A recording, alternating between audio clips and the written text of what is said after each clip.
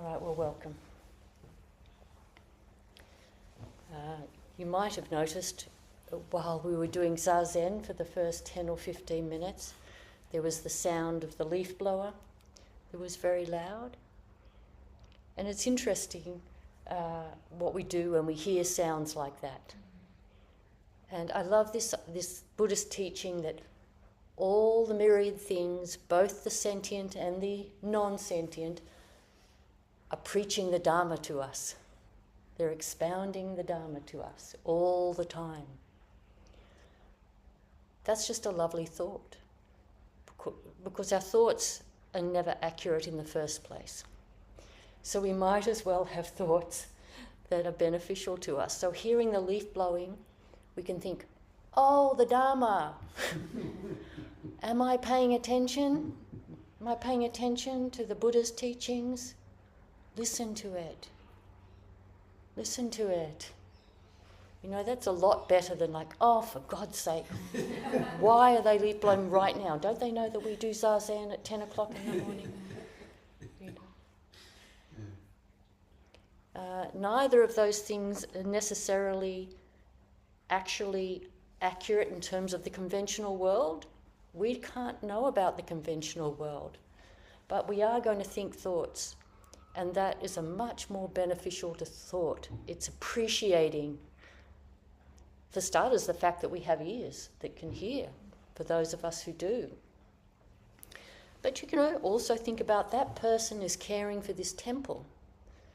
They're out there caring for this temple.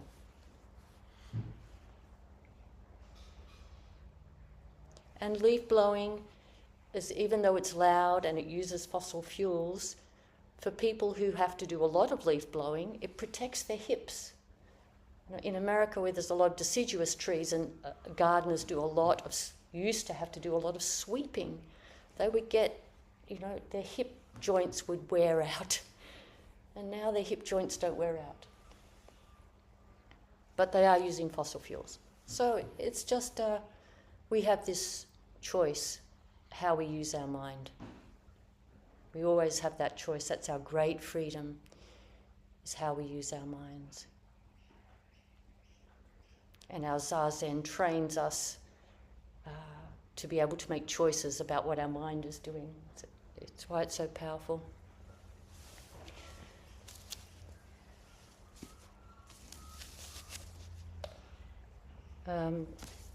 Most of us are familiar with Suzuki Roshi's book, Zen Mind, Beginner's Mind.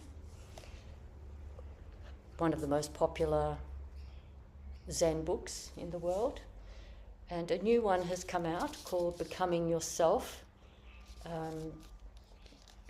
It's compiled by the late Mel Weitzman and the current abbot of Green Gulch, Jiryu. And I wanted to read something from the introduction just because it's very instructive. Really, whenever we read any Dharma talks, because these days a lot of books are really transcripts from talks, and it's good to remember that sometimes the talks were given with no particular thought that they were going to turn into a book, and certainly Suzuki Roshi was not expecting that the talks he was giving to a small sangha in California was going to turn out to be an incredibly popular book translated into lots of languages. And so sometimes when you're reading, sometimes you might find that I don't see how that follows, that seems slightly odd, but it has to be remembered it was just a talk that he was giving. Like I just talked then about the leaf blower. It was just a talk he was giving. So there's a lovely explanation about that on here that Jiryu gives on how to approach reading Dharma talks that were given, that were spoken.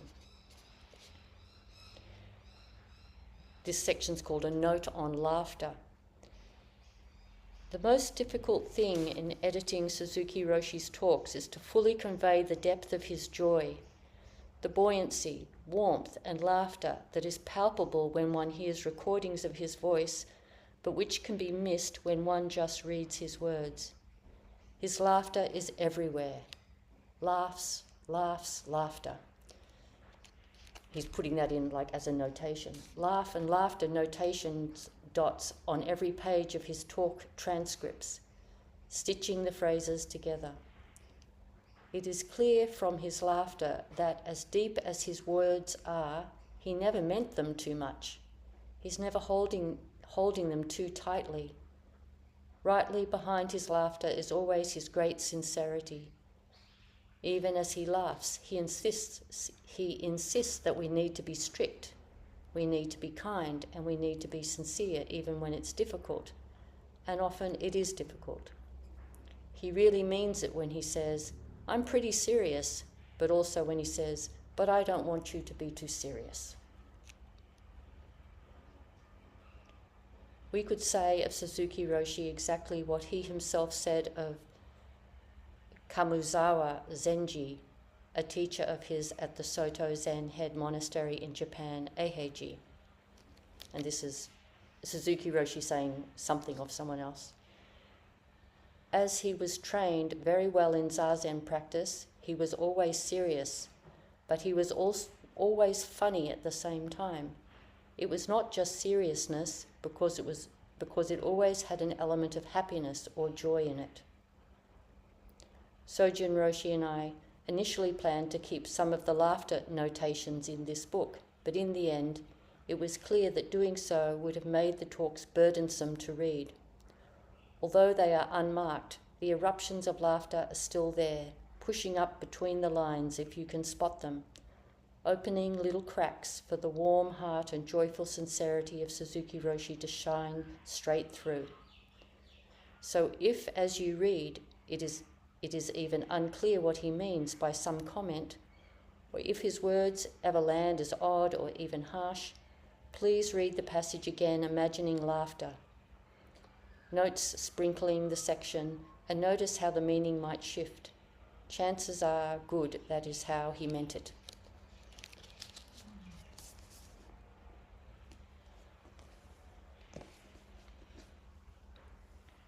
I think this is often the mark of practice, that there can be a seriousness and a strictness. You know, we're contemplating the great matters of existence. But even with that, there's a kind of light-hearted spirit, you know, a kind of joy and a happiness and just an appreciation of existence.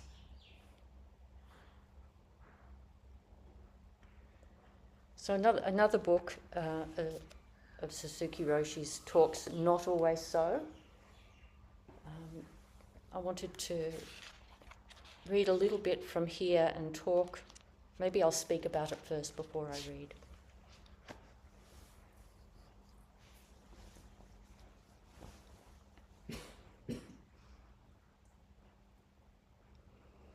So our senses kind of see things. Our eyes see things and our ears hear things. But all of these things are in space. They're in a space. And it can be helpful to remember the space that things are in as well as the things themselves. Because the space, if we take this room, the space that things are in this room, the space itself doesn't really get affected by the things that are in it. It doesn't matter how many things are in it or how few things are in it, or how tall the things are, or how short they are, or whether they're likable or not liked. The space itself remains the same. And this is a quality that we can cultivate in ourselves, a way we can think of mind or awareness, that our awareness is aware of things like sounds, but we can cultivate a sense of the stability of the awareness itself behind all the activity. And an image that's used a lot to try and convey this sense of an equanimity or a stillness that can exist at the same time as all of the activity is the screen, like the screen that a movie is projected onto. If you think about it, a picture theatre, there's a great big screen and the movie is projected onto the screen. No matter what the film is that's projected onto the screen itself just remains the same. The screen doesn't crack if it's a horror movie. The screen doesn't get stained if there's mud in the movie. The screen just stays the screen. And it remains stable and steady no matter what is being projected onto it.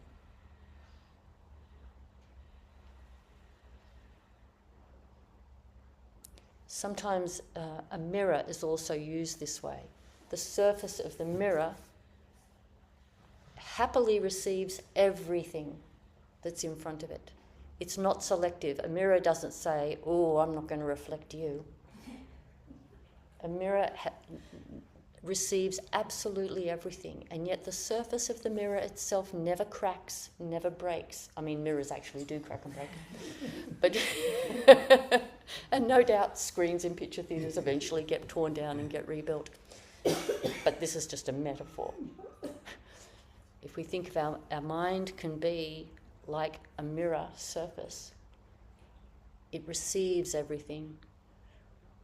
For the mind to receive everything requires that we have a sort of open, receptive mind that isn't so habitual that it habitually shuts out certain things. I mean, our minds will do that because we are human, so our minds will never be completely like the pure white screen or like a mirror, but we can be more like that. We can be more like a mirror, more like a screen, or sometimes using a more natural image like the sky. The sky is always there, whether there are clouds, whether there is lightning, whether there are aeroplanes or satellites or fireworks or anything that might happen in the sky. The sky is just always the sky. So these images can be helpful for us to cultivate a kind of open, non-discriminating receptivity to what is coming in through the senses. It doesn't mean that we don't have any opinions or don't choose certain actions or have thoughts about things. We still do that, but in the first instance we receive it fully. We can hear it fully, we see it fully,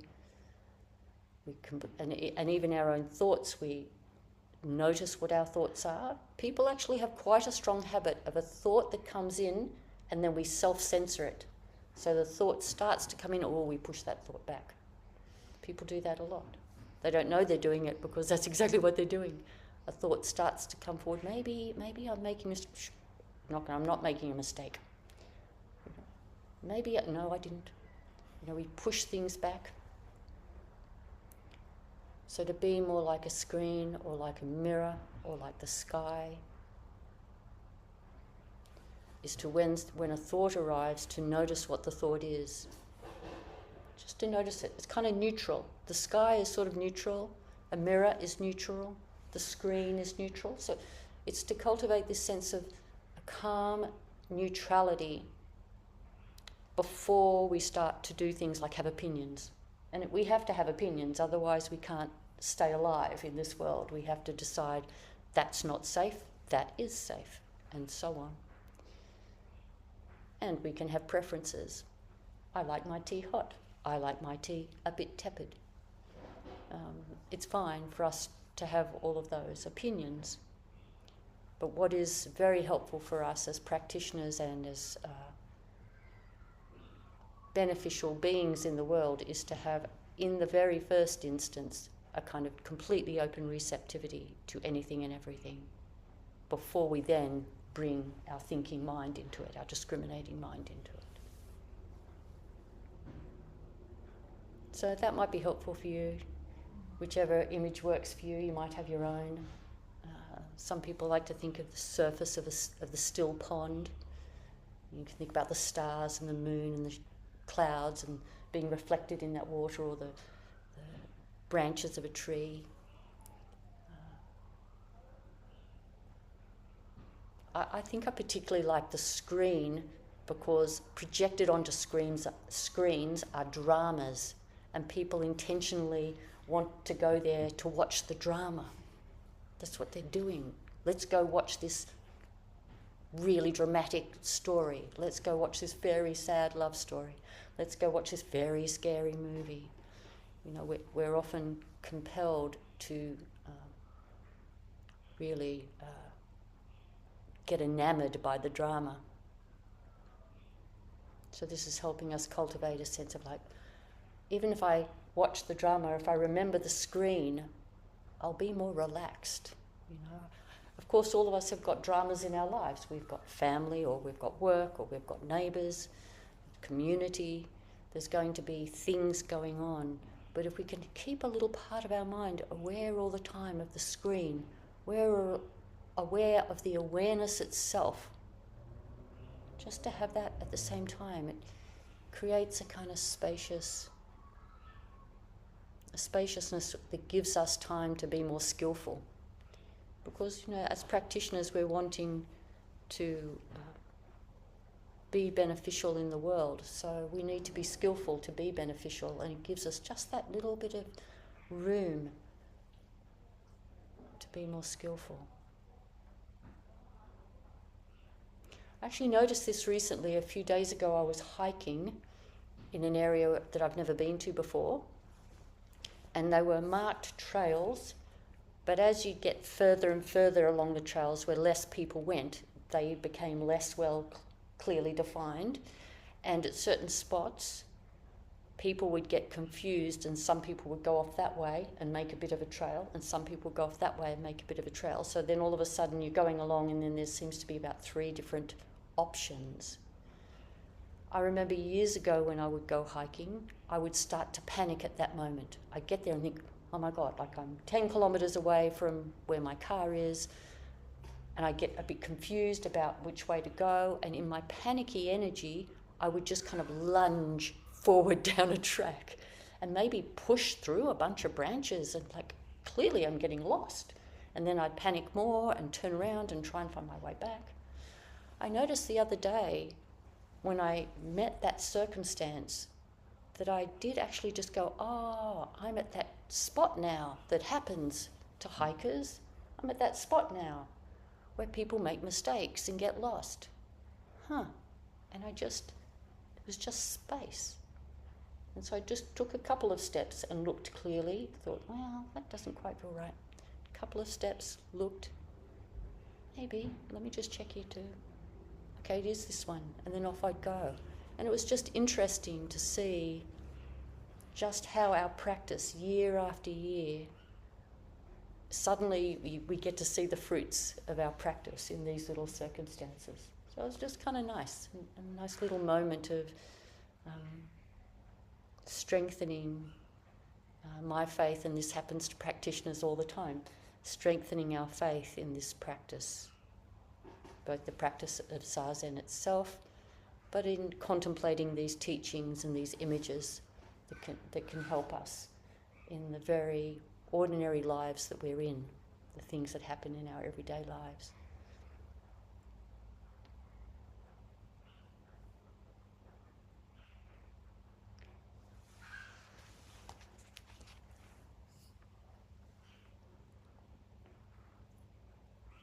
So I'll read a little bit from Suzuki Roshi on this image of the screen, remembering what I just read before, that this is him just giving a talk somewhere that he never expected to get turned into a book. Our everyday life is like a movie playing on the wide screen. Most people are interested in the picture on the screen without realizing there is a screen.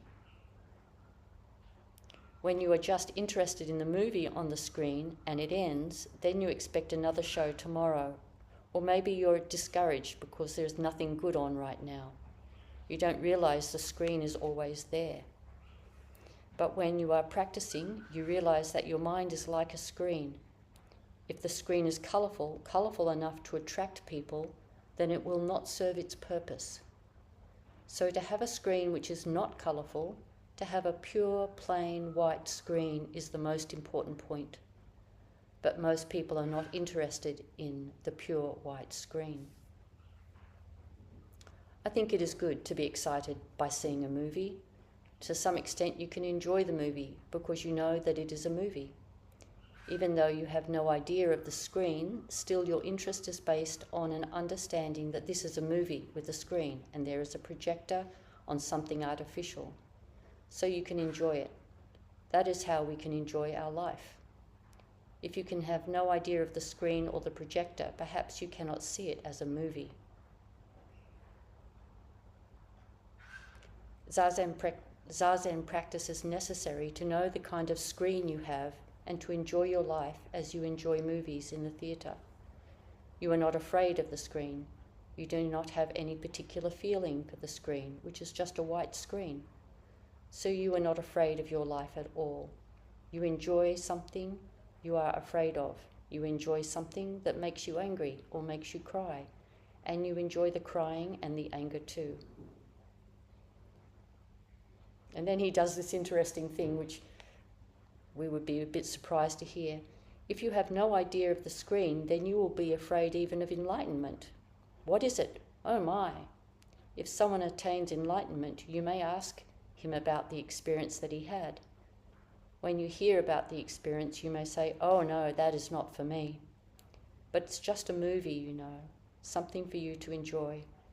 And if you want to enjoy the movie, you should know that it is a combination of film and light and screen, and that the most important thing is the plain white screen. So I thought that's funny that he's saying people might be scared of enlightenment, because you would think these days people are more likely to be enamoured or mystified by the idea of enlightenment. But I think it's also fair to say that sometimes when we're practicing, the idea of completely letting go of our opinions and completely letting go of our thoughts of who we are and truly just following the breath, or truly just listening to sounds, and forgetting ourselves, it sort of is a little bit scary. And sometimes people don't want to quite go there. They can nearly go there. They can go, I'm going to follow my breath, which isn't quite what letting go is. Letting go is actually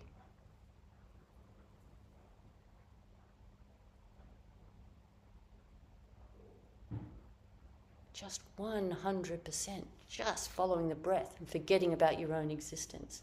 So maybe you could say people are a bit scared of enlightenment.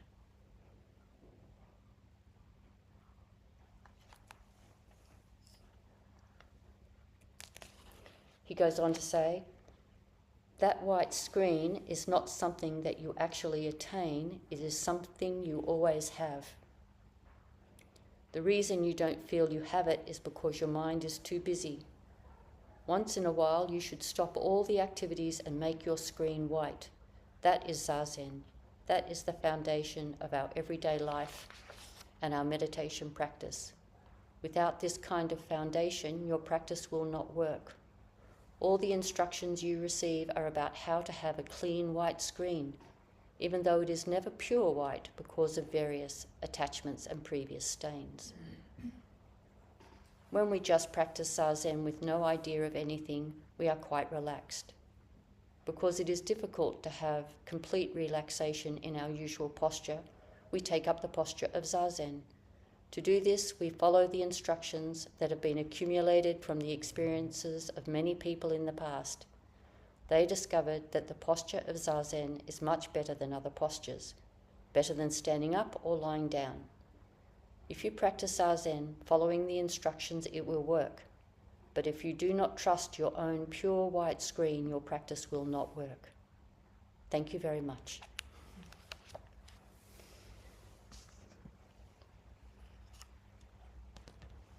So I like the way he often is reminding us that we already have it. We already have this pure white screen.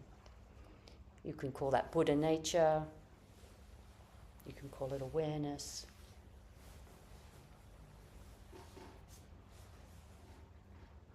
So it's not something we have to attain, it's just something we need to discover in ourselves. And we do that by getting very quiet, very receptive, very open-hearted.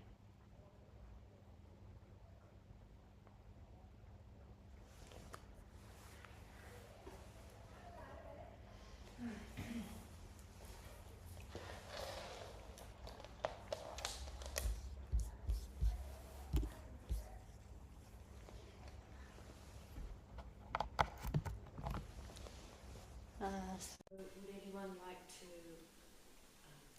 ask a question or make a comment, either online or here in the Zender?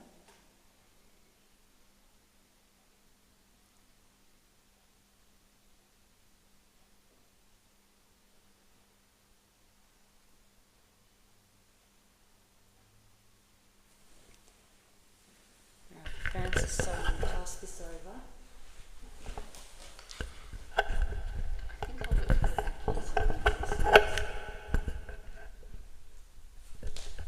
That might work. I think the silence got to me actually, but I was reflecting when you were talking about sounds and how we can and how it can reflect the Dharma within us. And I noticed that when there was a police car going past with its sirens, I was imagining myself on a roller coaster and kind of enjoying this feeling. So I don't know if that's kind of Dharma at all, but but it was something that I felt at the time. Yeah. Yeah. Thank you.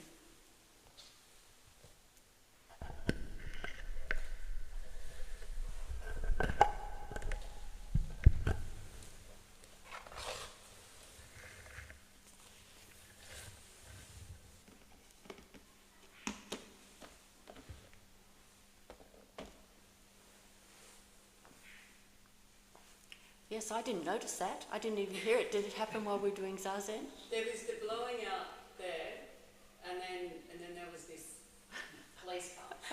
Yeah.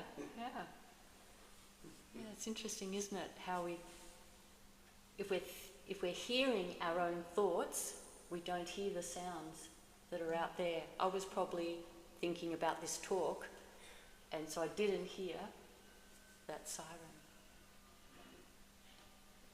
A nice thing to do with sirens and police cars and ambulances and fire trucks is just to have some wish that whoever that is involved for, whoever that police car or ambulance or fire truck is going to, that they will get good care.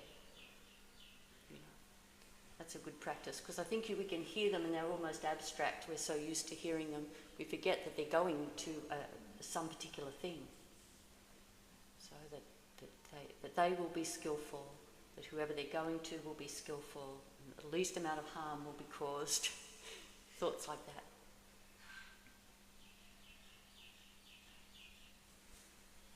Anita. Thanks for your comments. And Neti, when you're talking about letting go of yourself and your thoughts and just following the breath and not being, like so many people are, scared of that enlightenment.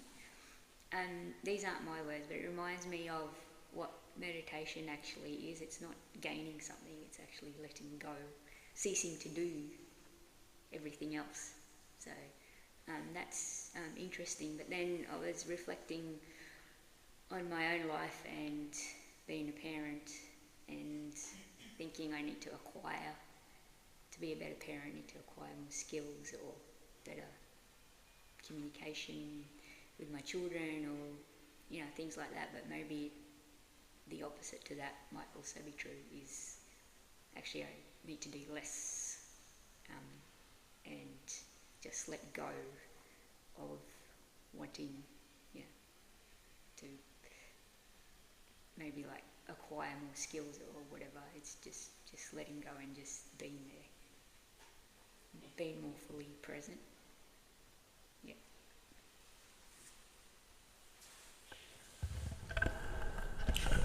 You're funny. that that Zen practice isn't about acquiring anything, and actually, I think this applies to a lot of things like parenting. If we can quieten down enough, the wisdom is there. The best solution to a problem is often already there, but we just have these habitual thoughts that get in the way. Sometimes they're described as like stains on silk, sometimes like of a beautiful piece of silk, and it gets marks on it and they get in the way. So the task is just to kind of like purify them, to wash them off. Not in a mean-spirited kind of way, just a sense of if we can let all our ideas of how we think we should be or what someone said we should do, and quiet right down, often the wisdom is already there. Which also doesn't mean that we cannot that we can train. We can still learn and train in particular fields, and knowledge is useful to gain knowledge.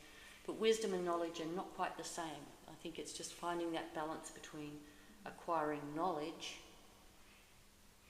and knowledge we acquire it from outside, from other people, or from our senses, but wisdom comes from within. So we're always finding that balance. Being receptive to learning, but being receptive to our own wisdom. But that does require a very slowing down and a careful listening.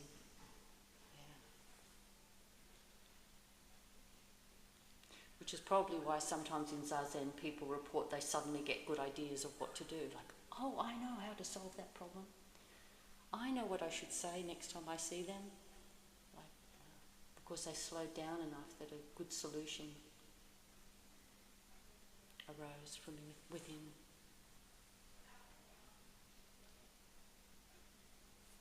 Jisen. Thank you for that talk, Mushin. Lovely talk. What was occurring for me is that enlightenment and the aspiration or the fear of it is to do with a separation, in that it is me who aspires or is afraid, but that's one viewpoint. And then there's another viewpoint where there is no enlightenment, that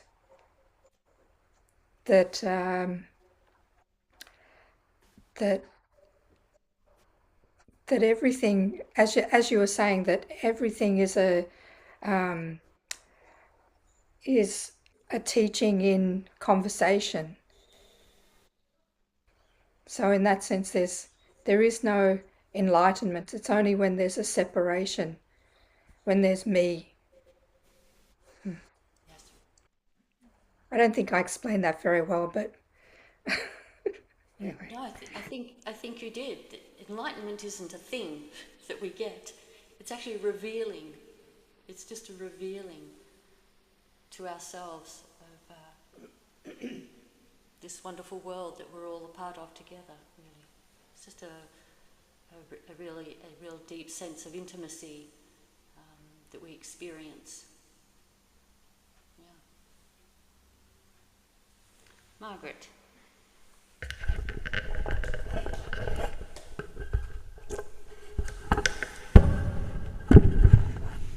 Thanks, Neti.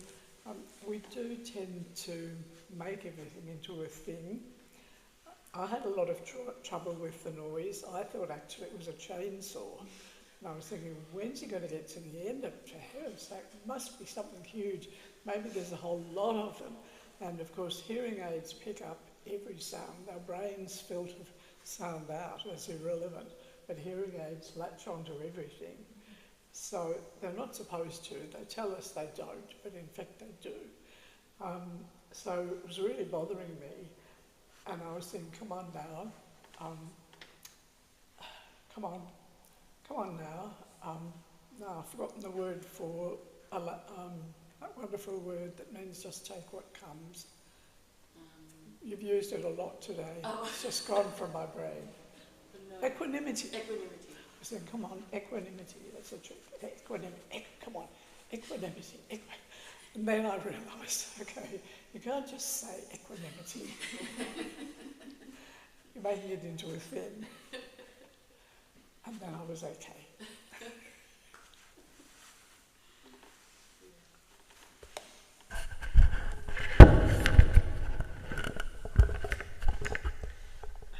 Yes, Kathy.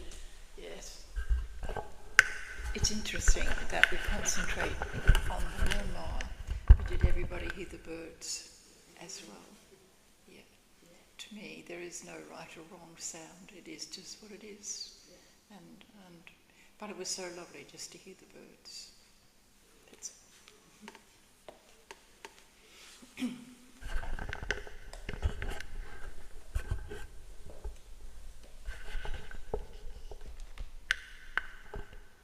right, any last comments before we finish up? Yes, Lauren. Hey all, hopefully on the themes that some of us have been sharing today about kind of the screen and also enlightenment being already there, we just need to notice it. It reminds me of Henry Shukman, who's a Zen teacher, has a metaphor of this sort of tapestry we see in front of and we're often quite fascinated by it has, bright spots and dark spots and so on. See that the tapestry is actually perceive, maybe some of those threads I can see past them, or just by understanding that it's not just a giant block like the image on the screen. In many ways we can sort of see through them. And once we start to be able to do that, sort of move aside and we can see past it, and eventually over time we begin to be able to see through the tapestry and see kind of through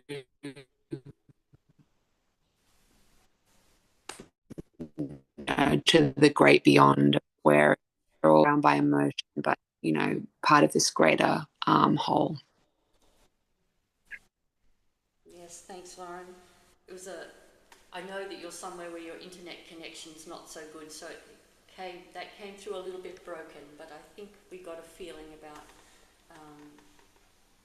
how we can look at a tapestry, see all the details of the tapestry. You can also see the thread.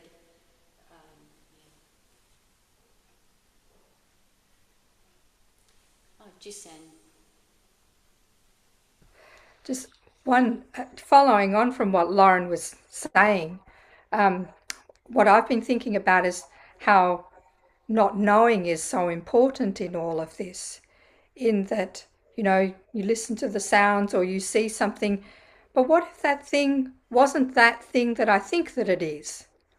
Then it opens up a whole lot of other possibilities, like maybe then we begin to notice the gaps in the tapestry where we can see through. What if that blower wasn't that blower? What is it that is, what else, what might it be? What might it be, that sound be about? And to actually, feel into it more, because, as you were saying, become more intimate with it. Then I think the world begins to talk to you, and you begin to talk to the world. I think this is how a lot of poetry arises, where art comes from.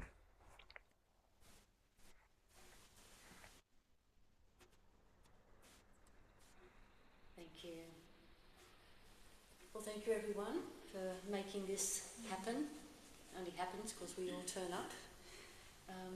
So let's finish. We'll chant the Bodhisattva vow and then we'll do 3 prostrations. Bodhisattva.